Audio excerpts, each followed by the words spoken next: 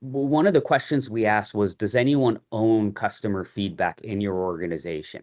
And I thought we were going to get 100% response that yes, someone owns it. Because just in my mind, it's such a critical way of building a company. Like you have to be listening. And if you want to be listening, you have to make sure that someone owns the process for collecting that data and that feedback and funneling it to the rest of the organization. And what we found was about 23% of companies just had no owner for customer feedback. And then even when we went deeper and they told us that someone owned it, when we tried to understand what ownership meant, it meant something very different than what I think of ownership. So we heard that 53% of companies, customer success owned feedback. But when we ask, like, what does that mean? Does that mean that they're hired for it, that they're gold on it, that they're measured on it, that they get resource around it? The answer was generally no, no, no, no. It was more just like, hey, they talk to customers very often. So when we have a question about what customers are saying, that's who we go to. Welcome to the Entrepreneur Podcast, filled with marketing and leadership tips on launching and growing your business with your host, Deanne Mora. Today on the podcast, I'm welcoming Ellie Portnoy. Ellie is a serial entrepreneur with 66 million in exits under his belt, and he's the current founder of Backengine, which is an AI-powered customer feedback platform. Ellie recently completed a really interesting benchmark study of 150 B2B SaaS companies that revealed some critical findings for CS and SaaS leaders on how they should play a strategic role in scaling a business. And we're going to dive into that today. So Ellie, welcome to the podcast. Thank you so much for having me. Really excited to chat. Great to have you here. And before we dive into the research, which I know our listeners will find fascinating, but could you briefly walk us through your journey from your early startups through your exits and now launching Backengine? Yeah, absolutely. So, I my story probably begins after I spent a couple of years early in my career at Amazon, and throughout the time there, I just felt this gravitational pull to try and start something on my own. And I often try to think back to why I felt that gravitational pull, and I really don't know, other than it just felt so exciting to get a chance to build something from scratch and really wanted to try my hand at it. So after a couple of years at Amazon, I been working nights and weekends on an idea and researching and trying. And finally, I was able to convince an investor to invest $100,000 in an idea I had to basically build a like a pricing engine for small businesses. The idea was at Amazon, I saw just how sophisticated their pricing systems were. And I thought, well, if I can build something like that and then try to market and sell it to small businesses, that might be cool. And IA Ventures out of New York decided to give us $100,000 to try. And so I left Amazon, and my co-founder and I, who was another Amazon engineer, we went out and we started working on this thing. And very, very quickly thereafter, we realized, hey, this is actually not going to work. The idea was absolutely not feasible for a whole bunch of reasons that probably don't need to spend too much time on.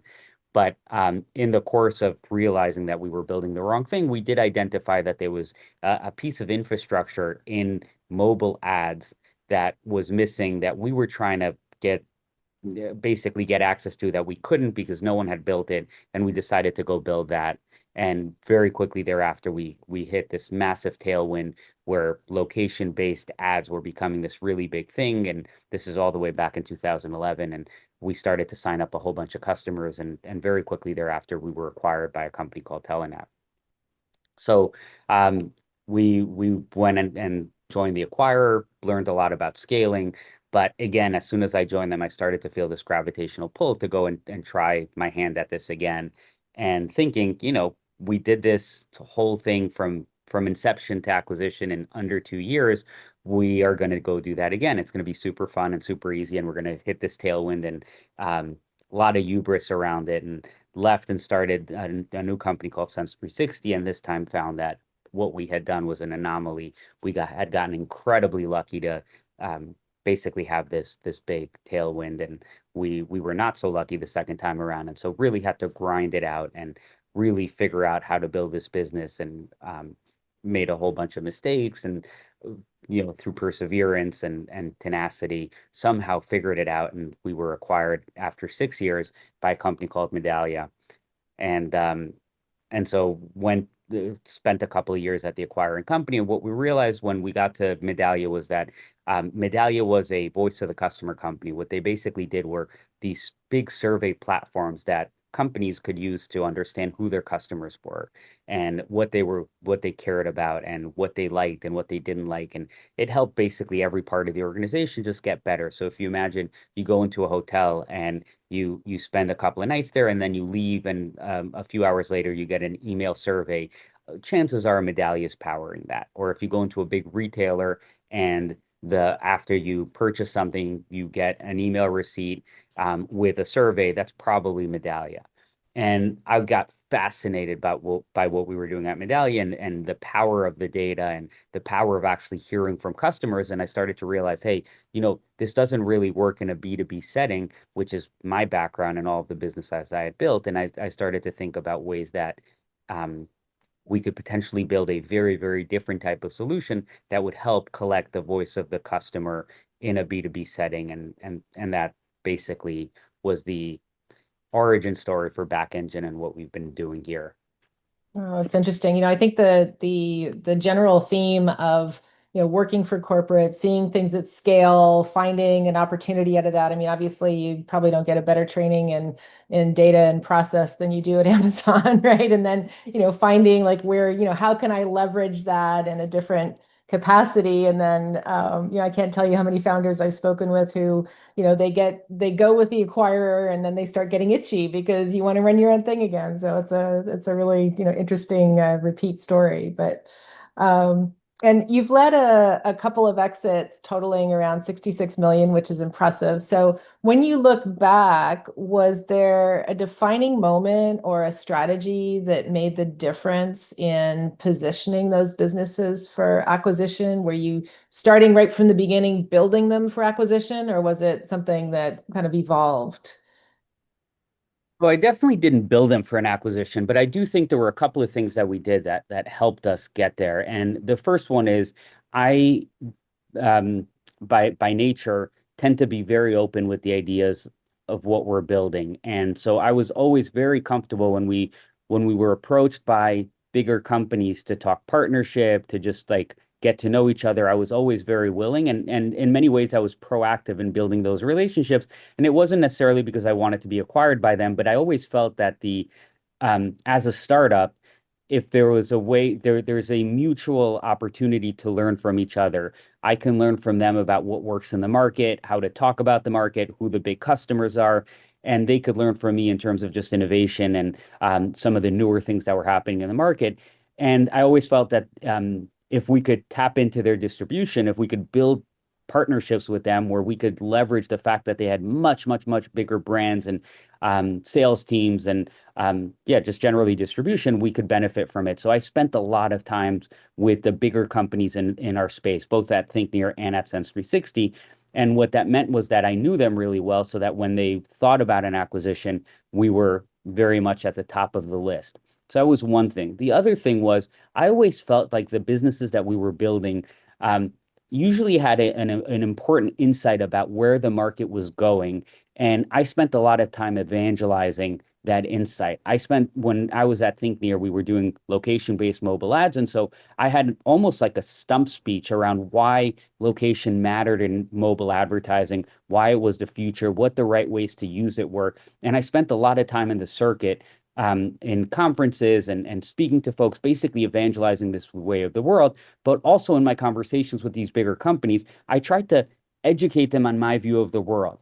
And what I found happened was that most of the big company executives were very focused on running their business, and they didn't have enough time to start forming hypotheses around like new technologies and the evolution of them and where they were going. And by evangelizing, a lot of times they took some of what I was saying and evangelized it internally at the company. And so what ended up happening was, on the one hand, I built relationships with them, and then on the other hand, I was basically giving them a playbook for where I thought the future was going, and they would then take that up to the rest of the executives at those companies, and then they would say, "Oh, we really agree with this.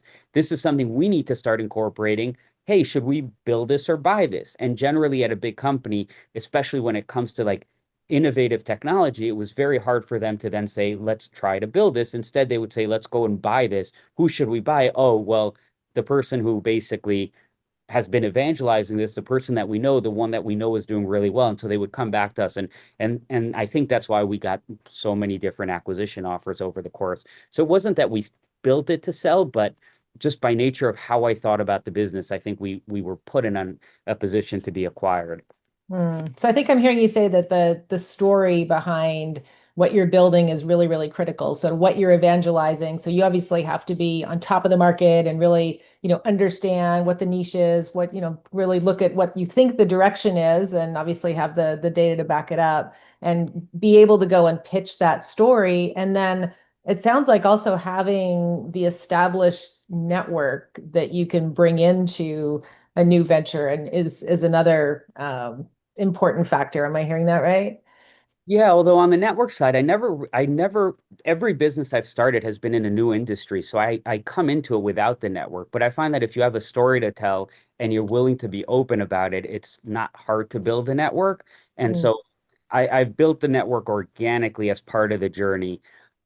But I think where I see a lot of people, I don't know if it's a mistake, but it's something I don't tend to agree with, is they tend to be very, very closed about who they share their story with and who they talk about and who they show their product to. They feel that if they don't guard it like a very, very important secret, that someone is going to steal their idea and someone's going to like beat them to the punch. And my perspective on it is that's very, very limiting. And also just having seen big companies operate, it's just so hard for them to do what startups do. And it's so much easier for them to just turn around and acquire. So I've been very open with everything that we're doing and very, very transparent, whereas I think a lot of entrepreneurs tend to be very guarded, and I think that hurts them in a bunch of ways.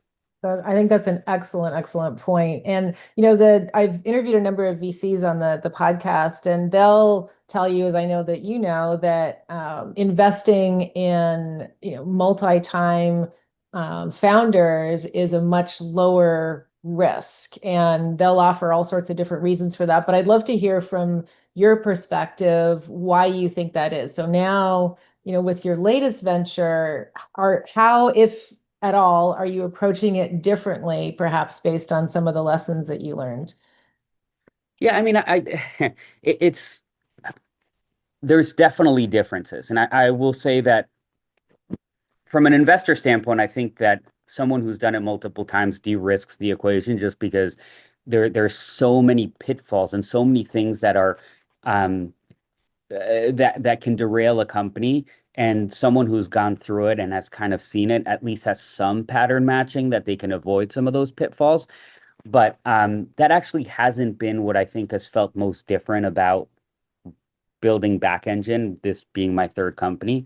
What's been most different, and I think what's been the biggest advantage is that the first two times, every single little hiccup that we had felt like an existential crisis. It felt like something that was going to derail the business, and I reacted accordingly. Like a a prospect that we thought was going to sign doesn't sign, and I'm like, this is the end of the world. Like, this thing doesn't work. Let's re-examine everything. Or an employee decides to leave the company. What are they seeing about our business that's telling them that this is not going to work? And it just becomes like this existential thing. Or, we a competitor launches that sounds similar to us. Oh my God, we're no longer like innovative and novel, and there's going to be competition.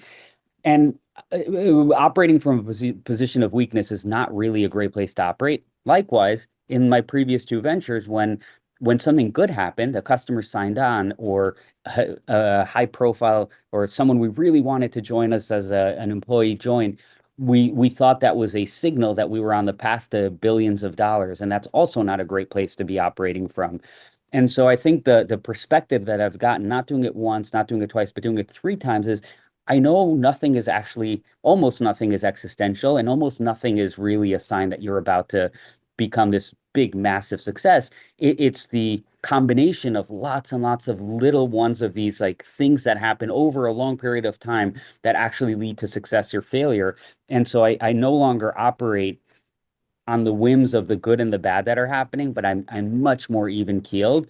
And that I have found to be actually the most profound difference between this venture and the last ventures. Well, and one of the moments that you speak candidly about was where a big customer, I guess you lost them right before fundraising. So that must have felt like an existential crisis, but it helped you to realize that feedback was really everyone's problem. Can you share a little bit more about that moment and how it impacted your strategy? Yeah, absolutely. So this was in 2019. We were getting ready to do a Series B. Every one of our metrics looked good.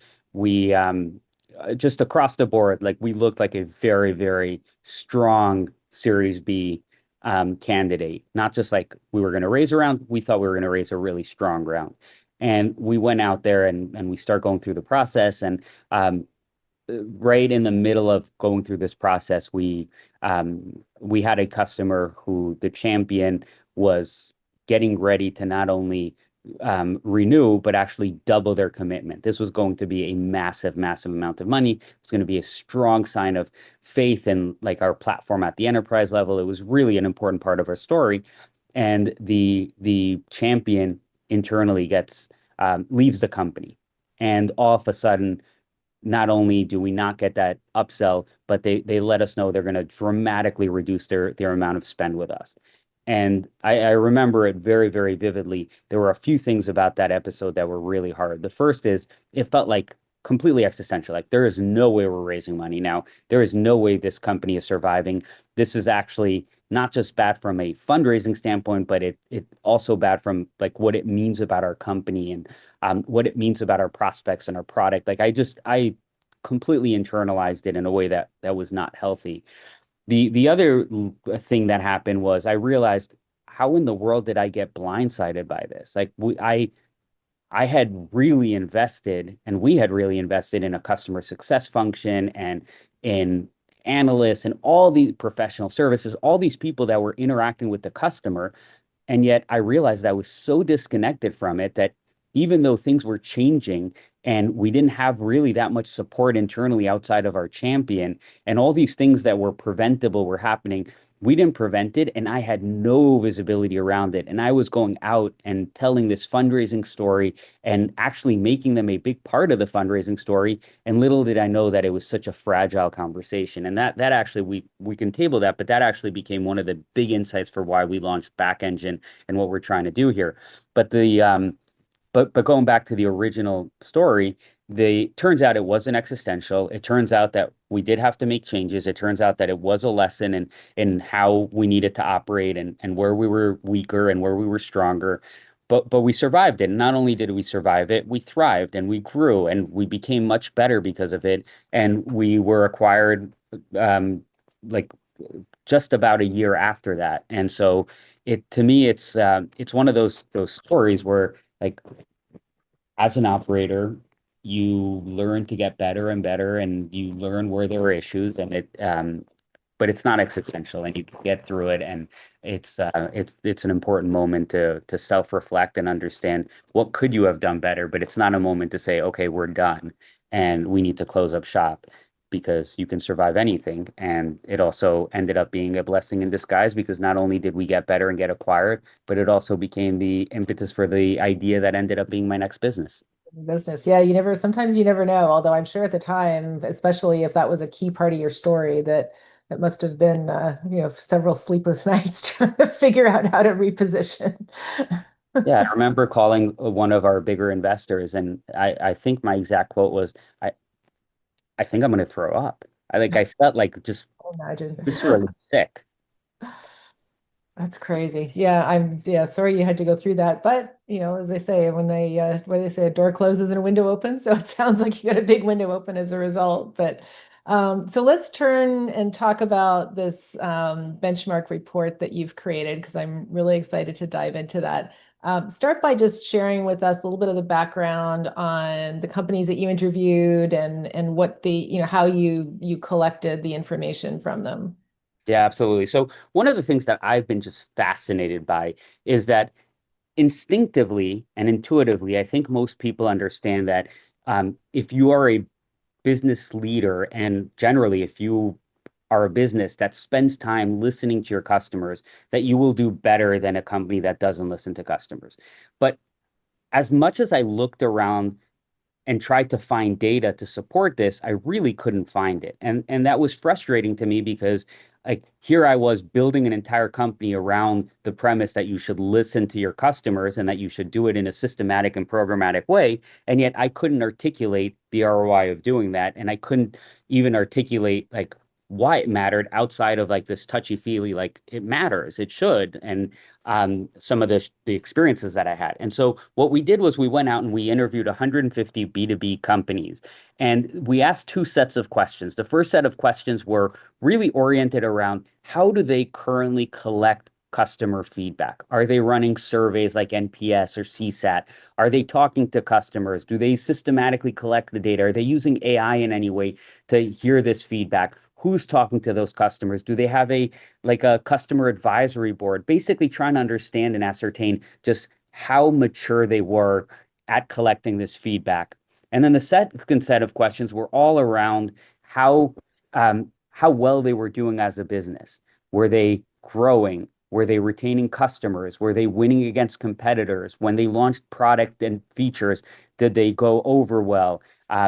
And so on and so forth. And then we took those two sets of questions and we looked to see, okay, is there a clean way to understand like different maturity levels of customer feedback? Like, can you bucket companies based on how much they care and how much effort they're putting and how well they're actually collecting that data? And then we looked at the performance data and said, is there a correlation between companies that spend more time and more effort and are more mature at collecting customer data and customer feedback and how they actually end up performing? And it turns out that there is a very, very clear and direct correlation where the more you spend trying to make sure that you are not only collecting the data, but actually disseminating the data and making sure that the entire organization is hearing from the customer, the better you do. And we found that it was true around net revenue retention, win rates, product successes, how you outcompeted your competitors, and so on and so forth. So it was a fascinating study, and it was really cool to get that data and just see like, yes, it's intuitive, but it actually also manifests in a very clear way in the data. Yeah, that's what I was thinking is, logically you would hope there's a correlation, but it's really interesting that the data that plays out in the data. Was there anything that surprised you about the findings? Yeah, there was. So a couple of things. One is one of the questions we asked was, does anyone own customer feedback in your organization? And I thought we were going to get 100% response that yes, someone owns it. Because just in my mind, it's such a critical way of building a company. Like you have to be listening. And if you want to be listening, you have to make sure that someone owns the process for collecting that data and that feedback and funneling it to the rest of the organization. And what we found was about 23% of companies just had no owner for customer feedback. And then even when we went deeper and they told us that someone owned it, when we tried to understand what ownership meant, it meant something very different than what I think of ownership. So we heard that 53% of companies, customer success owned feedback. But when we asked, like, what does that mean? Does that mean that they're hired for it, that they're gold on it, that they're measured on it, that they get resource around it? The answer was generally no, no, no, no. It was more just like, hey, they talk to customers very often. So when we have a question about what customers are saying, that's who we go to. And that's not really Well, the ownership. data, basically, they're not technically owning it That's or right. owning the result. Exactly. They're a de facto responsibility that gets tagged on to whatever else they're actually really required to be doing. Um, and so that was really surprising to me. The other thing that was surprising is we looked at performance when a company said that customer success owned it, or when the company said that product owned it, or when they said that sales owned it. And what we found was that the worst group to own it was product. When product owned it, the company actually underperformed any other type of ownership structure. And I think the answer is pretty obvious why. Like when product owns it, what it really means is that they are running some form of survey program. And that's the extent of how customer feedback is collected, which I think is a very, very narrow view of how to collect customer feedback. At least when customer success is the owner, at least there's recognition that talking to the customers actually is the way to collect the data. And you might not have it formalized, but at least they're the ones who are talking. And so when you reach out and try to figure out what they're saying, you're hearing it from someone who's been talking to the customer, not someone who's removed from the customer and is collecting it over the top through surveys. So that was actually surprising to me. Another thing that I thought was interesting was that when the CEO met with customers weekly, at least one customer on a weekly basis, the company outperformed companies where the CEO was not talking to customers on a weekly basis, which again, somewhat intuitive, but also not that intuitive. It just like was surprising that even at the CEO level, you still need to be like directly talking to customers on a recurring basis. Yeah, I found that particular point to be interesting because, clearly when customers or clients do get to speak directly to the CEO, it just, it feels like the company cares more. So you get to see the logic behind that. But why do you think that connection translates so closely into business performance? Yeah, I thought about that. I think what you just said is probably one of the reasons. Like customers hear and feel the CEO, then um, that probably helps. I think the other piece of it, the one that really resonates with me, is that when CEOs stay connected to customers, they are signaling to the rest of the organization that customer feedback matters to them. They have a bias towards making sure that this data gets collected and acted on. And I think when that happens, you end up building an organization where culturally in the DNA, customer feedback matters. And I think that ultimately ends up leading to the overperformance. Yeah, That's whatever gets the attention, whatever you measure tends to improve because people are paying more attention to it. But the corollary to that, which when we think about it, there's all sorts of kind of business leadership books that'll tell you it's like, oh, but you need to try to work your way out of the business, work on your business, not in your business. The company operations needs to run on their own. Ultimately, if you want to set yourself up for an exit, you need to not be so intrinsically tied to the business because then it's much more difficult for an investor to come in and buy it. So how do you balance those two factors in terms of the level of CEO involvement, obviously helping to reinforce the importance of customer feedback, but then on the flip side, if the CEO is too involved, then becomes much more difficult potentially for an acquisition. Yeah, I think it's a really great question. I view it as um day-to-day ownership. So in my opinion, like if a CEO is owning customer success or owning product or like can't stay out of the details of these functions, that becomes a real problem because then they're really creating bottlenecks and they're making it much harder to move fast. And it also means that they're probably not putting in like senior level experts that they can trust and step away from. So that to me is a problem.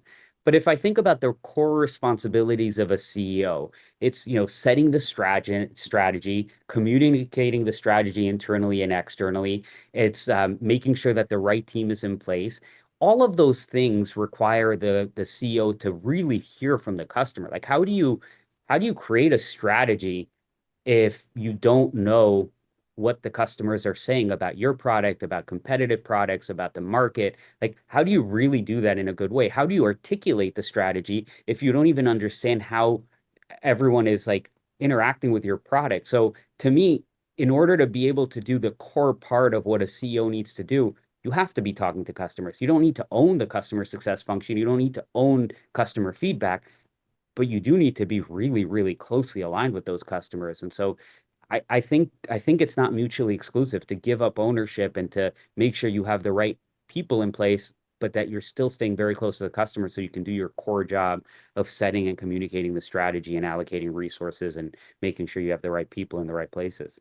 So it's more about visibility, which makes a lot of sense because you think about successful CEOs when they come into a position. I remember when I was in corporate and we had a new CEO come into the company, and one of the first things that he did was he wanted to go out to the market and he wanted to talk to as many customers as possible, so that he could get the feel directly and not get it filtered up however many levels as to what was going on and what the issues were and what the opportunities were. So it definitely does make sense.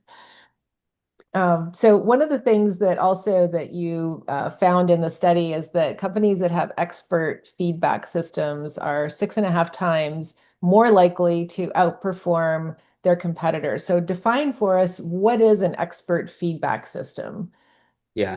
Expert feedback is basically when a company has gotten to the point where they're systematically capturing and disseminating what customers are saying. And so there's a few different ways of doing that, but it first starts with the capture. So they're using call recorders when they're talking to customers. They're making sure that they have a process for which to make sure that those transcripts are flowing to the rest of the organization, that when customers email or submit support tickets, that information is being captured. And then they're making sure that they have a good system for making sure that information flows. Because it turns out that almost every role in an organization depends on understanding what customers are saying. If you're in customer success and sales, that's obvious. But if you're in product, you need to know what customers are saying to know which features to prioritize.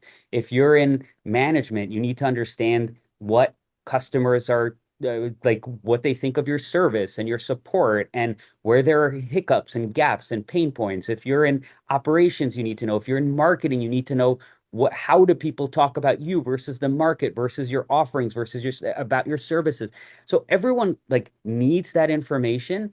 But if you collect it and you then don't disseminate it, it's kind of pointless. So expert level feedback systems are those that are programmatically getting that information and making sure it's flowing to all those different places that need it to be able to act on it.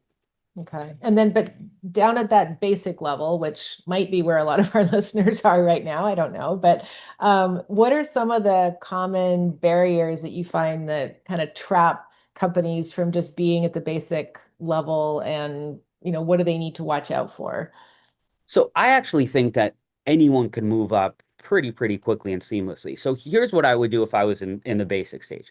The first thing I would do is I would just look around the room at the people at my company, and I would just say, I would assign someone ownership around customer feedback. It doesn't mean that it becomes their full-time job. It just means like, hey, this matters, and I want you to be the captain of this initiative. So as we think about it, it's at least part of what your day-to-day responsibilities. Let's allocate, an hour a day for you to think about it, but at least there's someone who's now thinking about it.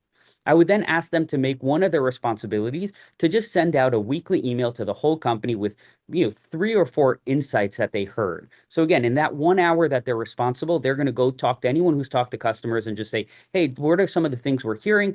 Write up an email, send it to the rest of the company. That's the second thing I would do.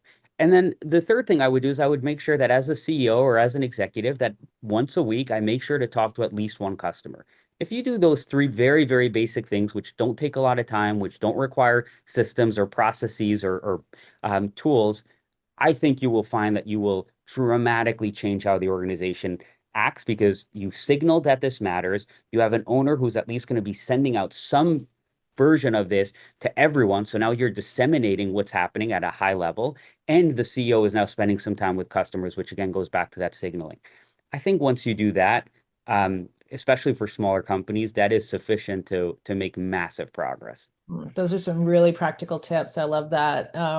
So thinking about AI now, because obviously it's disrupting absolutely everything, but it was interesting that only, I think, about 11% of the companies in your study use AI to analyze their customer feedback, yet you're building an AI-powered platform. So what's the roadmap for AI in, shall we say, democratizing customer insights across organizations? Yeah, it's a really great question. I don't know how this plays out. I obviously have a vision for how I'd like it to play out, but it's a little bit self-serving, so I'll spare everyone that vision. But I do think there's a question about whether um, you will see AI get integrated into, well, it's not a question of whether it will be. It will be, but whether the way to do this well and the method that wins is that the individual tools end up getting AI. So like your email provider gets AI, and your ticketing system gets AI, and your call recorder gets AI, and basically you've got multiple point solutions where people can go in and analyze or share feedback or do stuff with it, or whether there's a basically like a platform that ends up ingesting all of this and then giving you AI access to it so that you can do whatever it is that you're trying to do with it. Obviously, we're building the platform play, but we're also seeing that every point solution is starting to get AI, and that they're making some good headwinds. So I think the good news for everyone is like AI is definitely coming, and it's going to play a very, very meaningful role in how this data and feedback gets captured and analyzed. I think the question is just like, how do you optimize it? How do you get it to the best place possible? And I think time will tell. The other alternative, which is something that people should do, if especially if they don't have the right tooling in place, is like, if you record a conversation, take the transcript and just put it into ChatGPT. That's a good way to analyze it. Grab a few of them. Like there are very, very cheap and easy ways to do it um as a first step. But I think ultimately we'll see this get built into either the tools or the platform level, and I guess we'll see how it plays out. Well, AI obviously needs data, right? So, but yet I think for a long time, a lot of organizations have looked to, the NPS score as being the gold standard for measuring customer satisfaction, but it's one score. So I don't know if it was the balance of, well, it's easy. It's one, we only have to ask one question, but I'm assuming that it's much more valuable to ask more questions and to really dive into some of the details behind customer experience. So what are your thoughts on that? Well, I think it's better if you don't even have to ask any questions. So the way I think about NPS is it's, like any single metric, it's going to be somewhat flawed, but it's still better than nothing. And in a world where we did not have large language models and AI, it was one of the better tools that we had. And you could go ask a bunch of other questions, but what were you going to do with those answers? Like, mostly what people did is they would create a deck that once a quarter that lived somewhere and was stale by the time you collected it and didn't really give you that much. Our hypothesis is that most businesses invest very heavily in talking to their customers organically. They have customer success, and they have account managers, and they have support, and they have all these different teams that they're that they're basically paying to talk to customers all day long. And in those organic conversations, customers are sharing a tremendous amount of feedback: what they like, what they don't like, what's working, what's not working, where they're getting stuck, what's confusing. And so our hypothesis, our view of the world is that what you should really be doing is, rather than asking them in this sort of like inorganic way, a few questions and trying to get a little bit of data and then having like the stale view of the customer, you should just make sure that you are collecting all of this organic conversation that is happening, using large language models to analyze it, synthesizing it, and making sure that it gets disseminated to every part of the organization. And in that way, you're not just getting like these snippets that someone just randomly like shared with you, but you're getting like this incredibly rich, dynamic, always on view of what customers need and want. And to me, that's what's so exciting about large language models and customer feedback. Yeah, I love that idea because, a lot of times the surveys tend to be I'm not going to say rigged, that might be a little bit strong, but someone's performance metrics are gauging by whatever the result is going to be. So, there might be this, oh, can you like, rate me on this, and please wink wink give me a good rating, right? So it's like you're not getting that valuable feedback if that's the case. Yeah. But that's definitely true, and it absolutely happens. And when you tie a single metric to people's comp and performance, like you should expect that the incentive is there for them to try to do that. I think the other thing, there's a famous, I forgot who said it, but basically, if you look at the NPS score for McDonald's, it's really, really low, and it's not necessarily because people don't like McDonald's, but there's a flaw in the question. Like, would you promote this product to a friend, or like, who's going to share McDonald's with a friend? Everyone knows who McDonald's is. Like, that's such a silly question. And so there's like an inherent bias in the question that I think makes it a little bit less um, valuable. But it's still a score, and it's still helpful, and it's better than nothing. Yeah. Yeah, no, it's interesting. One other thing that I saw in the report is that you found that 83% of expert level feedback companies report upsell improvements. Are there any, without revealing any breaches of confidentiality, obviously, because I know that people were not necessarily revealing themselves in the survey, but are there any real examples that you can share where feedback improved revenue expansion without adding headcount or tools? Oh yeah, absolutely. So we actually have a case study up on our site around this. So a company we work with what basically had very very small part of their product that they built out, and it was kind of like a an afterthought where they had just built it out because they thought it was like a baseline thing that they needed to have as part of their overall product, and then they were using back engine and they kept seeing feedback coming in on this thing that they had spent no time on and no effort, and they dug in and they realized it was actually a really important part of the use case for how customers were using it, and they went out and they basically just put a little bit more effort into it, and it became a very meaningful part of their revenue stream.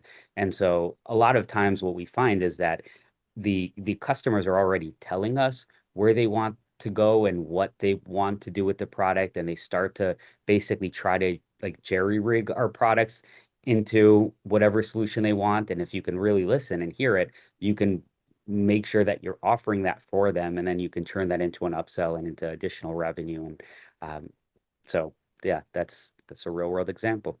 So no, it's great. It sounds like you're suggesting that that founders actually change the product development process The so that, road, yeah. if you're looking at, what's my, what's coming out in my various releases, that you're incorporating feedback into that process in order to prioritize, it sounds like.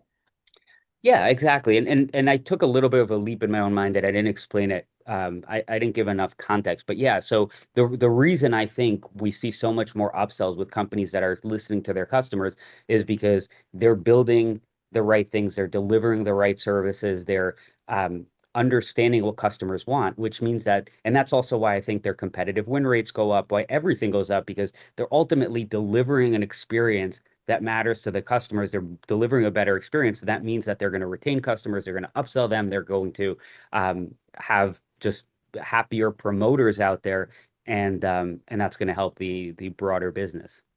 Makes sense. And what are so let's say that you recognize that you're at either the basic or the intermediate stage. What are the first steps? Like, you said that if you're at basic, get the, you talked about sort of three key things that the CEO can do. And so now we're getting up to sort of the next level. So now we're up to intermediate. So now where do we go? What are the next steps to further advance if you're doing a little bit more than basic? I think here is where you need to start thinking about tooling and process and systems. So now you've done the sort of low hanging fruit, and now you really have to think about, okay, are we ready to make an investment here? What does that investment need to look like, and how are we going to do it? And that investment doesn't necessarily have to be money. It's just a little more time, more process. And so to me, it depends a little bit on what the business does, but it just means making sure that all customer communications get captured.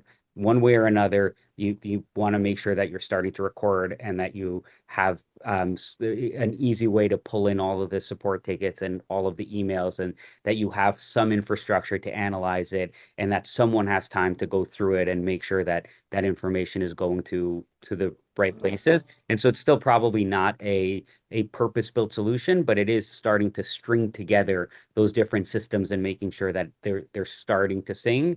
And then to get to the expert, that's where I think you really need to start using AI and really making it a priority as an organization. So when we started the conversation, you were telling me about the importance of, telling your story and kind of evangelizing the future. So take a moment for me, and you can, talk about back engine as being a part of this as well. But talk to the future organization look like when we are fully embracing customer feedback in product and sales and marketing in operations. Yeah.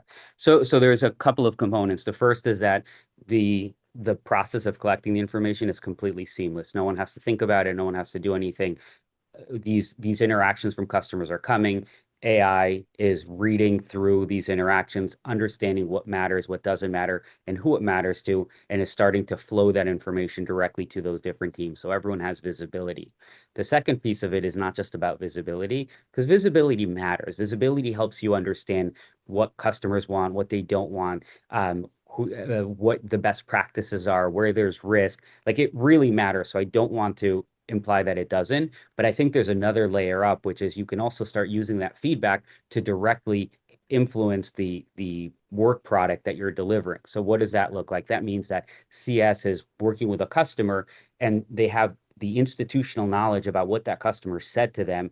Doesn't matter who they said it to, but they've got a knowledge base where they can turn to and say, I need to build out a QBR, or I need to build out an account plan, and I need to email this customer. And it's not that person kind of going into 5 different systems and talking to a few people and trying to deliver a great experience manually and through a lot of effort, but it's going back to that system and saying, I need to write them an email to do XYZ, bring in all that context and help me do that. Or I need to, or a salesperson who is trying to report on the health of a customer to their managers and who has all of that information centralized and can do that. Or the product manager who's saying, I want to figure out what to build and can find that in all of the data, but then I actually want to build that the requirements for that product, and it can pull in all the people who've had that issue. And then it becomes almost circular where you now have help in building out that work product, that product requirements document. But then the CS team can go back to every customer who'd ever brought it up and said, hey, we built this because you asked us. And so it just becomes this like living, breathing organism where this customer feedback is flowing into every part of the organization and it's driving decisions, but also the work product, and ultimately delivering just a better experience to every one of those customers. And what part of that does Back Engine fulfill, and what other systems within an organization is it integrating with? So, I mean, what I just laid out is the vision for Back Engine. So what we do is we integrate with the call recordings, the support tickets, the emails, if they're using Slack, however companies interacting with a customer, we pull that in automatically. AI analyzes every single one of those interactions, finds out who it matters to, how it matters, and makes sure that the visibility is flowing in a push way. Like we're pushing that visibility to the people that need to see it. And then we're creating a centralized hub that anyone at the company can access to help with building out the end work product. So like I mentioned before, CS can go into Back Engine and say, I need help with this proposal. I need help with this account plan. Sales can do the same thing. Product can do the same thing. Marketing can say, who's primed to do a case study with us, or what is the actual language our customers are using? Help me build out the next ad copy. And it's able to do all of that because it's combining all the context and all of the feedback that we've gotten with AI and basically making it just much more efficient to drive a lot of that work.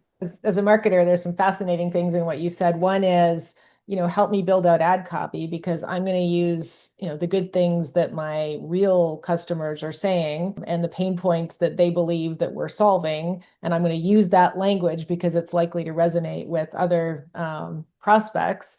And then, even as I'm trying to, assess, where I go next, different, positioning, brand messaging, case studies. So now if I have customers who are saying great things to somebody on a call, then that should be a trigger. And, maybe we should use them as a case study, because so we don't have to pull the entire organization and say, hey, we need some case studies, who has a customer that might be a good candidate for that. So it's really interesting that it sounds like there's some efficiency gains by also being able to collect and analyze all of that data.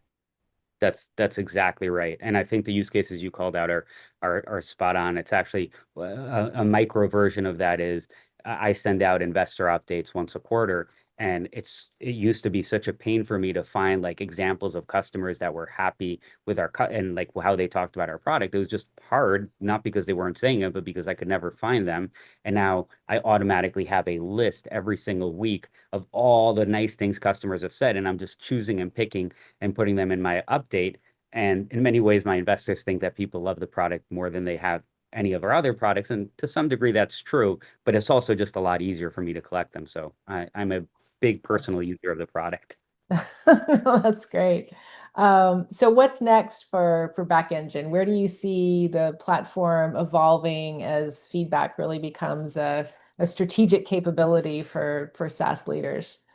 Yeah, the biggest thing we're working on now is integrating this feedback into the tools teams are already using. So right now, we push some of it, and some of it you have to come into Back Engine. But ideally, I like Back Engine, and the name implies it. I want it to be an invisible engine that's driving a lot of what organizations do. So I wanted to push the data into the CRM. I wanted to push the data into like the product tools that product is using. I wanted to push into the marketing tools. And I just wanted to like get that customer feedback directly into the tools that people are already using and invisibly just make the whole organization better. That's ultimately where I'd like this to go. Definitely a lot of value in that. So that's exciting. So where can people reach you if they'd like to connect and learn more? Yeah, absolutely. So our website is backengine.ai. I can be reached at eli@backengine.ai. And I'm also on LinkedIn. People are more than welcome to connect with me on LinkedIn. Eli Portnoy, Portnoi. And I'd be very happy to hear from folks. Wonderful. Well, it's been a fascinating conversation, Ellie, and I'm really, really looking forward to, watching and seeing what's next for Back Engine. And it sounds like you've landed on a really interesting niche that has a tremendous amount of value so that our customers can all feel heard and we can take that and embrace it in our companies and make the right decisions. So thank you for joining me today. Thank you so much. It's been really fun to have this conversation. I appreciate you having me on.